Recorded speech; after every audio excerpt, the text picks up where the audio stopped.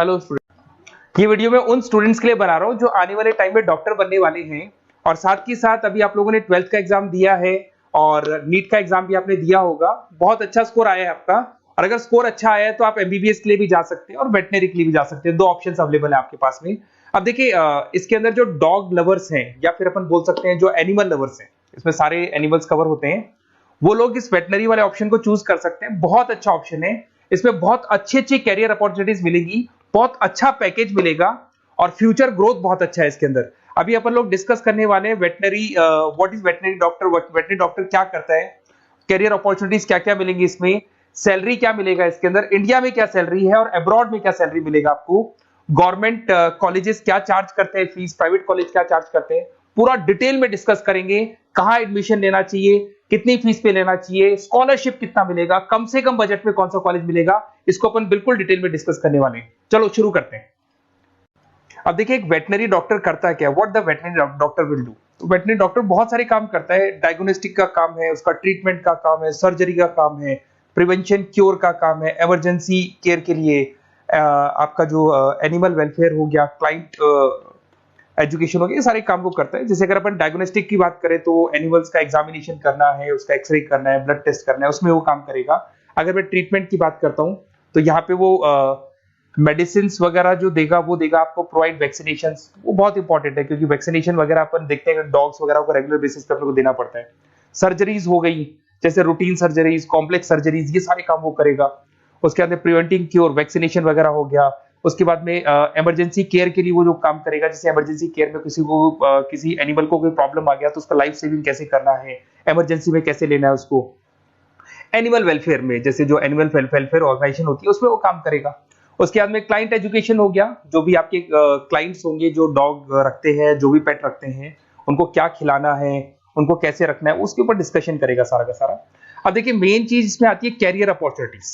क्या career opportunities होगी, आप डॉक्टर बन जाएंगे तो डॉक्टर बनने के बाद में आपकी जॉब कहां लगेगी या फिर अपना खुद का प्राइवेट बिजनेस खोलेंगे, कैसे करेंगे आप। इसमें सबसे बढ़िया ऑप्शन है प्राइवेट क्लिनिक्स। ये लोग अपना खुद का प्राइवेट क्लिनिक खोलते हैं, small animal, large animal, mix दोनों के लिए खोल सकते हैं। तो प्राइवेट क्लिनिक के अंदर बहुत अच्छी अर्निंग है। अपन उसका जो सैलरी पार्ट है वो भी डिस्कस करेंगे नीचे। उसके बाद में आपका एनिमल हॉस्पिटल्स हो गए, प्राइवेट और गवर्नमेंट दोनों हॉस्पिटल है जहां पे जॉब लग सकती है। रिसर्च इंस्टीट्यूट्स हो गए जहां पे आपका जॉब लग सकता है, जैसे फार्मास्यूटिकल कंपनी हो गया, गवर्नमेंट एजेंसीज हो गया, यहाँ पे जॉब लग सकता है। उसके बाद में गवर्नमेंट एजेंसीज में public health agencies, department of agriculture, यहाँ आपका जॉब लग सकता है। कुछ लोग बोलते हैं जू हो गया, वाइल्ड लाइफ सेंचुरी हो गई, वहां आपका जॉब लग सकता है। जू, एक्वेरियम, यहाँ पे लग सकता है, वाइल्ड लाइफ सेंचुरीज में लग सकता है। उसके अलावा फूड प्रोडक्शन इंडस्ट्रीज हो गई, जैसे लाइफ स्टॉक प्रोडक्शन हो गया, जैसे कोई मुर्गियों का बिजनेस करता है या मुर्गियों का फार्म है, वहां पे भी जॉब लग सकता है आपका। एनिमल वेलफेयर एडवाइस के लिए जॉब लग सकता है आपका।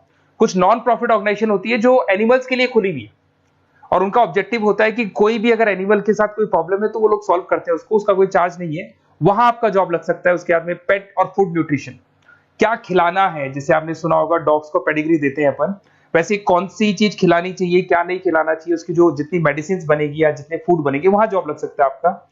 उसके अलावा आपका स्कूल्स एंड कॉलेजेस में आपका जॉब लग सकता है एज अ फैकल्टी। पढ़ने के बाद में अगर आपका इंटरेस्ट है फैकल्टी बनने का तो वहां आपका जॉब लग सकता है। कंसल्टेंसी फर्म्स हो गया, animal health consultancy, food safety consultancy, यहाँ आपका जॉब लग सकता है। देखो ये सारे ऑप्शन है। उसके अलावा सैलरी पैकेज देखो, अभी मैं जो सैलरी पैकेज की बात कर रहा हूँ, इंडिया की बात कर रहा हूँ, अपना जो होम कंट्री इंडिया इसकी बात कर रहा हूँ। फिर अपन सैलरी पैकेज की बात करेंगे, वो अब्रॉड की बात करेंगे। तो सब में अगर आप देखें तो ऑन एन एवरेज ये मान के चले कि आपका 5 लाख से 10 लाख तक का एवरेज जा रहा है पैकेज। अगर प्राइवेट क्लिनिक भी आप खोलते हैं, गवर्नमेंट सर्विस भी करते हैं ना, तो आप ये मान के चले कि आपका पैकेज 5 से 10 के बीच में जाएगा।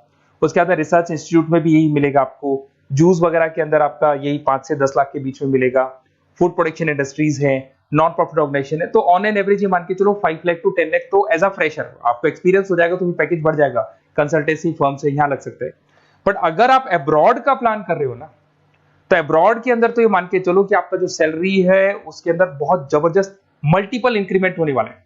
अगर आप अब्रॉड का प्लान कर रहे हैं, अगर यूएस में अगर आपका जॉब लगता है तो मान के चले ऑन एन एवरेज $1 लाख है एनुअली। तो अगर $1 लाख का मतलब मान के चले तो 83 या 80 रुपीज राउंड फिगर में मानोगे तो भी 80 लाख रुपए आपको मिले। तो इसके अंदर एक बहुत अच्छा ऑप्शन है कि आप एज अ डॉक्टर बन के अब्रॉड भी जा सकते हैं। कुछ लोग हैं जो नहीं जाना चाहते बट कुछ जाना चाहते हैं तो वो जा सकते हैं, इसमें अब्रॉड भी जा सकते हैं।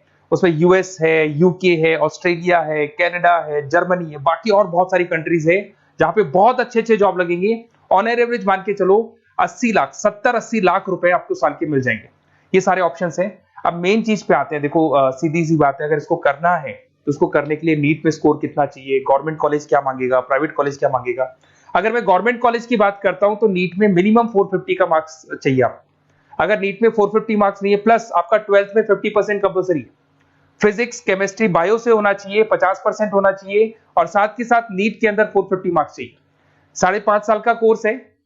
गवर्नमेंट कॉलेज में अगर आपको मिल जाता है तो सबसे फर्स्ट ऑप्शन यही रखेंगे आप। यहां पर आपका 2 लाख रुपए फीस मान के चलो तो 8 लाख रुपए में आप ये मान लो 8-10 लाख के अंदर अंदर, मतलब मैक्सिमम 10 लाख का खर्चा मान के चलो, इसके अंदर अंदर आपका कंप्लीट कोर्स हो जाएगा अगर गवर्नमेंट कॉलेज मिलता है। बट अगर आपका स्कोर कम है तो मैं आपको एडवाइस करूंगा गो फॉर प्राइवेट कॉलेज, क्योंकि आगे स्कोप बहुत अच्छा है कि वापस जब आप कहीं अब्रॉड जाते हैं या फिर कहीं और जॉब करेंगे तो निकल जाता है सारा पैसा, कोई दिक्कत नहीं है। प्राइवेट कॉलेज के अंदर नीट अपीयर चाहिए। अगर आपका स्कोर कम भी है तो भी चलेगा, नीट अपीयर है तो भी चलेगा। साथ ही साथ अगर यहाँ पे ड्यूरेशन देखे तो वही कॉमन रहेगा।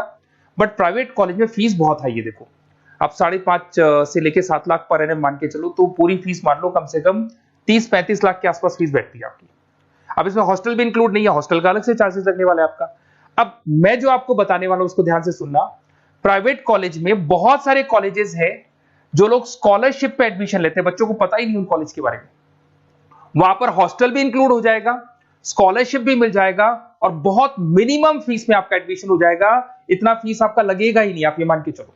तो उन सारे कॉलेजेस का अपन डिटेल में डिस्कस करेंगे। मेरा नंबर आप लोग के पास है, इस पे जैसे आप कॉल करेंगे तो या तो मैं रिसीव कर लूंगा, अगर मैं रिसीव नहीं करूं तो आप मेरे को मैसेज डाल के छोड़ना, मैं हाथों हाथ डिटेल, मेरे जो डिटेल काउंसलर्स हैं उनसे मैं बात करा दूंगा, वो आपको डिटेल में सारा डिस्कस करेंगे। Okay, best of luck. कोई प्रॉब्लम हो, ये नंबर है मेरा, इस पे कॉल कर सकते हैं। Okay, best of luck.